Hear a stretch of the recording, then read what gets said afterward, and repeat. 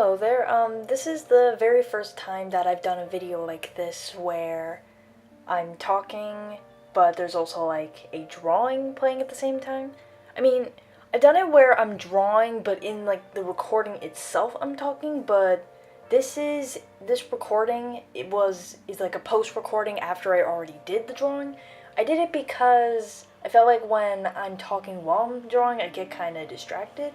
But I mean, this thing is unscripted, so I'm probably gonna get distracted anyway. So, like the video title, I'm going to be talking about what I thought of Persona 5. Pablo the Foxy Fox finally convinced me to watch a playthrough of it. Or, yeah, she sent me a playthrough, and I finally got to watching it. I'm so sorry, my computer is probably going to do this for the entire video. So I got around to watching it because I showed interest in it, and I thought the game was really good. I haven't played the game myself, I've only watched a playthrough of it, but I thought it was really good. Now in this video I'm going to be talking about things I like, things I dislike, the usual. Originally this video was supposed to be kind of JonTron-esque, where I would actually use clips from the game and talk over them, those kind of videos. But I didn't do it for two reasons. One, it would have been a huge waste of storage on my computer because I would have to download a bunch of videos. And two, I don't want Atlas to murder me, just in case using clips will get me a copyright strike. So, speaking of which, I might show pictures, pictures throughout this thing, but I'm gonna try and refrain from using actual game footage for that reason. Okay, so here we go. So, the game I found it super interesting. Persona 5 is the 5th game overall of the Persona series, but I like to consider it the 3rd game of the Persona reboots, because only Persona veterans remember Persona 1 and 2. TV Tropes calls them reboots, and I've never heard anyone use that term before, but I kind of like the idea of it, so I'm gonna go ahead and use that. I know nothing about Persona 3. Barely, at least. I know nothing about Persona 4. But I do plan on finding playthroughs of them. So, you might be wondering, Frisky, what exactly are you going to talk about? I'm going to talk about, pros and cons. What I liked about the game, and what I didn't like. I'm warning you, the dislikes may seem like they overweigh there may seem to be more dislikes than likes in this thing.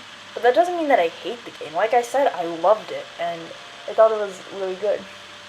So, I'll start with the pros. So throughout the game, there are these anime cutscenes. There are cutscenes that look like they were ripped straight from an anime, and I honestly love them. I got excited every time an anime cutscene was about to play, because they are so aesthetically pleasing, and they are so enjoyable to watch.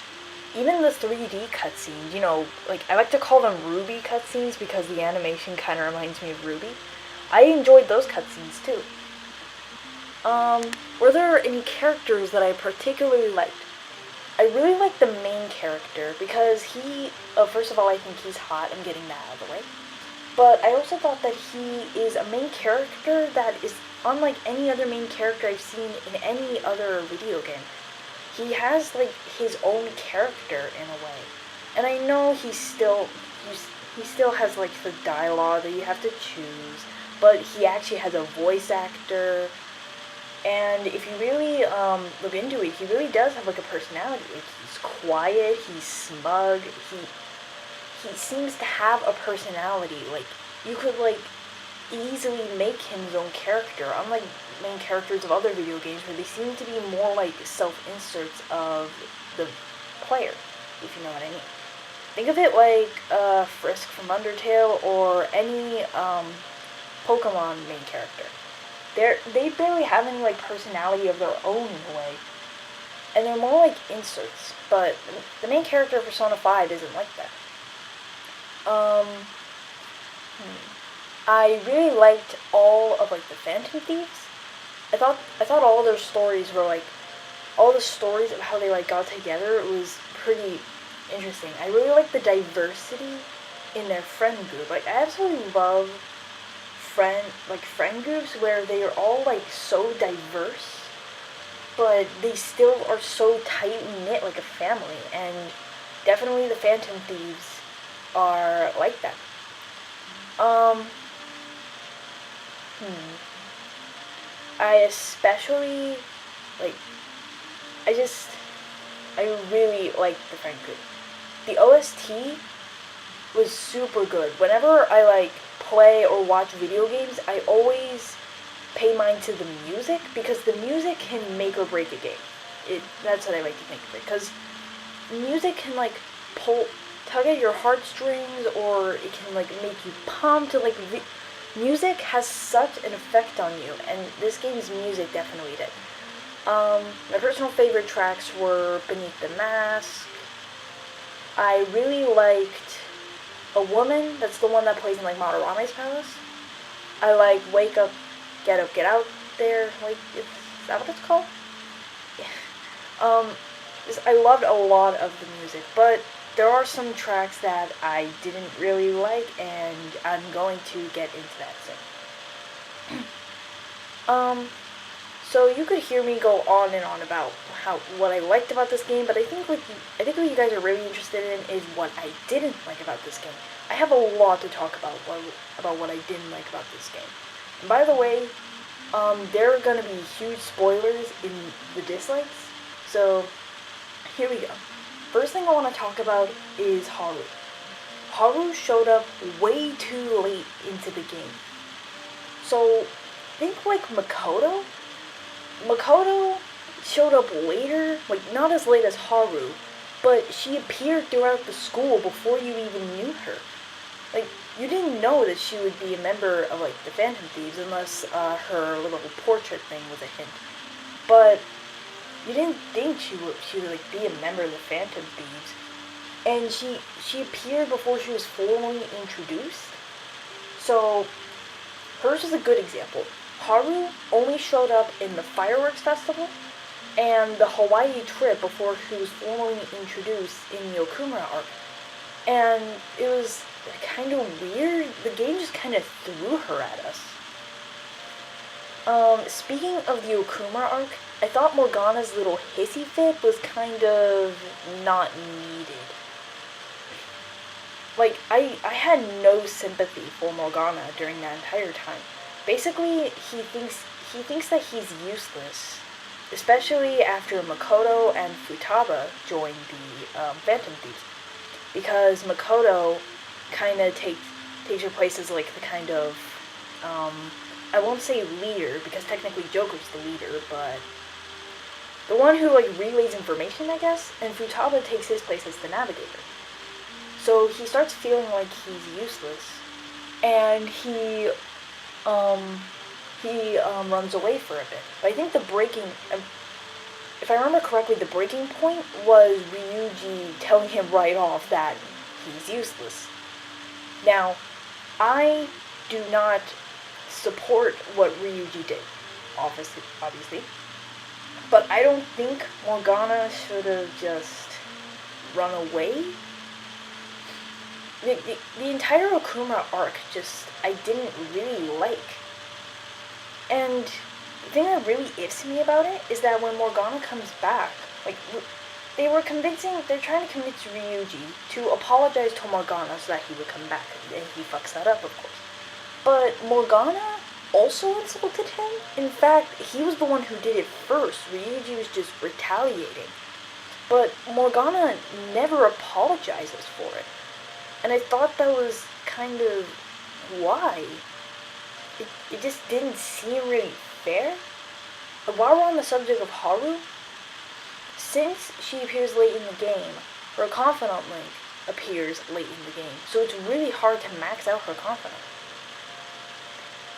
Not only that, in order to even progress to rank 2, you have to have max proficiency. Like, come on, at least, if you're gonna make it appear late in the game, at least make the requirement to continue it a bit easier. I remember I was going to talk about, what else was I going to talk about? Oh yeah, I was kind of disappointed with when the Phantom Thieves hang out outside of the metaverse, they still seem to always be talking about, oh, when are we going to go into the next palace? Oh, when are we sending the next calling card? Ooh, who's going to be our next victim? Wow, we're so popular. I just felt like there should have been more moments where the Phantom Thieves were just hanging out and there were no Phantom Thief talk. They were just hanging out as, like, buddies. And even when they were going to do that for the Fireworks Festival ended up, being, like, rained on, I guess. And for the Hawaii trip, it lasted so short and they barely did anything together. And I just thought that there should have been more, like, humanizing moments within the Phantom Thieves. Another missed opportunity, the final boss takes place, I believe, around the beginning... No, it was on Christmas Eve. Now I remember, yeah. So the final boss takes place on Christmas Eve. And then, you get the choice to hang out with any of the girls you romanced. But...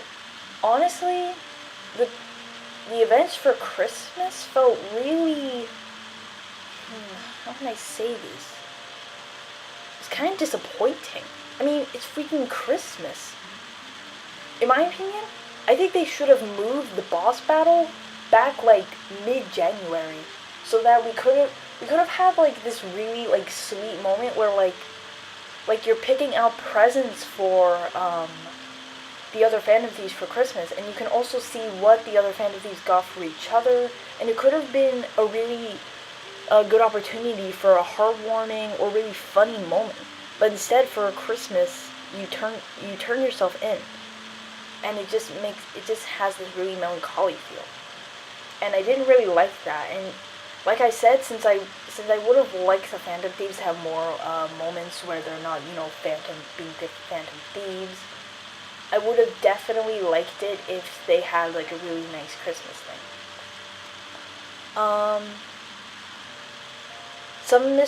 Okay. I said earlier that there were some tracks that I didn't like. I lied, there's only, like, one. And it was the Mementos track. Holy crap, that track can get on your nerves. Because it's like, I don't know, like a 15-second loop. I'm probably exaggerating, but that thing barely has any originality, and I don't know how to say this, it's so bland, and you hear it, like, and you hear it so much because, you're, like, in Mementos, and, oh my god, it is so grating to hear it over and over again. And the track itself just sounds so bland. I did not like it. While we're on the subject of Mementos, while you're driving around Mementos, the group can have these little conversations, and I honestly really liked those conversations. What I didn't like was that every time you open the door or got into a battle, well, getting into a battle makes sense, but when you, like instant, they get the mask of one of those shadows, I don't know what that thing's called, the conversations automatically stop, and they don't continue. Which I found really annoying, because they, like, start to talk, and then you, like, open the door, or get a mask, and they stop. Why don't they just either continue? Like, what? Why do those things make the conversation stop? Just either make them continue, or have them stop, but then when those things are done, continue where they left off. Because there were, like, so many, missed, Mementos conversations. And speaking of Mementos conversations, what I thought was a missed opportunity was, this is kind of only what I think, but in my opinion, I think Joker should have been part of those Mementos conversations. You might be thinking, Frisky, he's a silent protagonist. I'm going to say no, I don't think he's a silent protagonist. I like to think he's like a quiet protagonist. He barely talks, but he talks. And it's a huge improvement from Persona 3 and Persona 4, where, as I recall, they don't have any, like, voice clips. Obviously, they have, like, the dialogue that you can choose, but you don't actually hear their voice. But Joker actually has a voice actor, and he actually talks in, like, cutscenes and little voice clips in battles. So it wouldn't have been too much to make him part of some of Memento's conversations. It would have really helped develop his character, and it would be a huge improvement, like I said, for Persona 3 and Persona 4, where the characters just, they're kind of like what I said about, like, I don't know, Frisk and Pokemon characters, where they really don't have, like, their own personalities. They're more like just inserts. Okay, Shiho, she's On's friend who jumps off a building in the Kamoshida arc. Yeah, the Kamoshida arc, where like her like abuse from him just gets too much, and she thinks that killing herself is the only way out of it. What? Shut up, Papa. What I was kind of disappointed by was after this whole thing, Shiho only appears once after this, and then she's gone.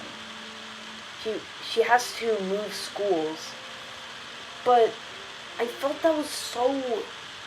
It felt. I wanted more from her because she was so minor and she barely did anything.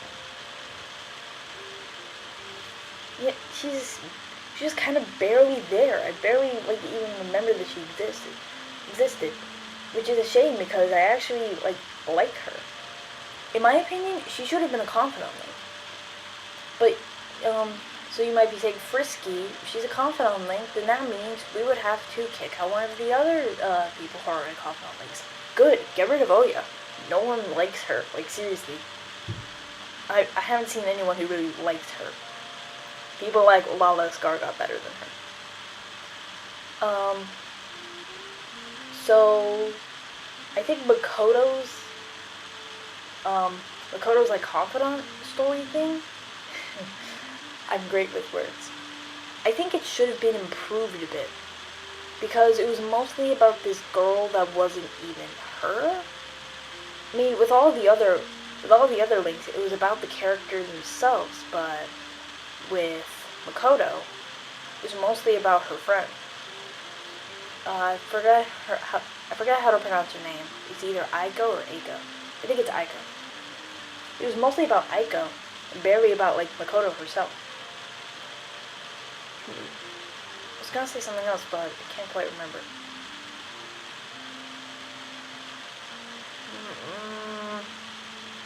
Oh, here we go. I think most fans are pissed off by this, so I'm probably going to sound repeating of them, but I really didn't like how we had no male romance options.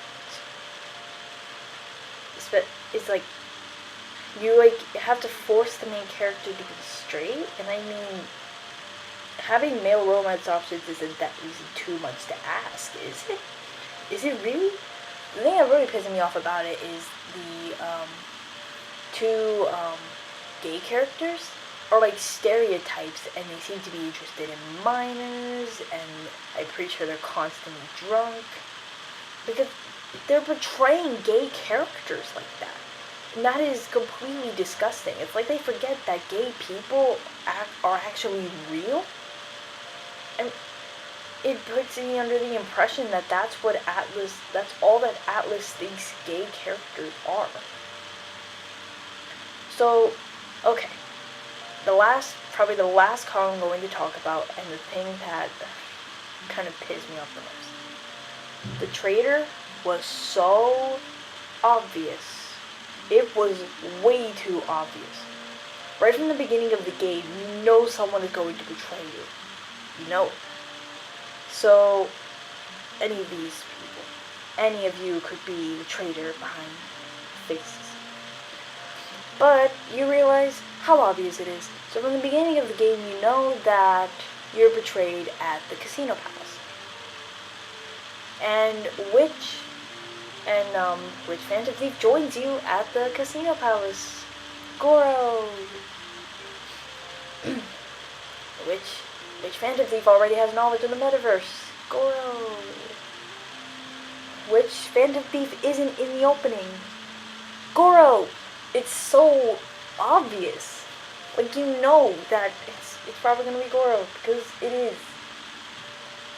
Another thing that pissed me off so much was the worst case of show not tell that I've ever seen in anything.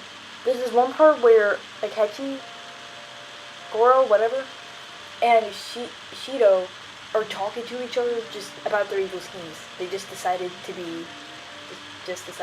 hang out and be like, hey, let's talk about the reasons why we're evil.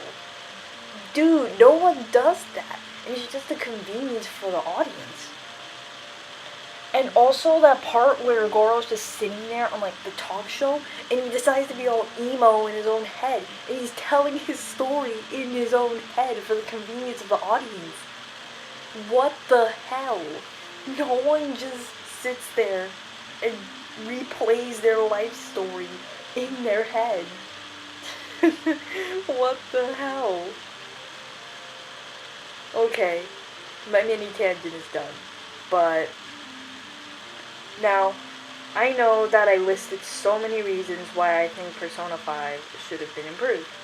But still, it is a really good game, and if you have the chance to like watch a playthrough of it or something, go right ahead, because I think it's definitely worth it. So yeah, there's my little Persona 5 thoughts and my drawing. It's beautiful, isn't it? It's not actually.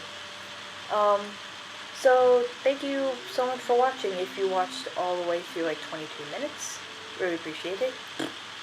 Bye.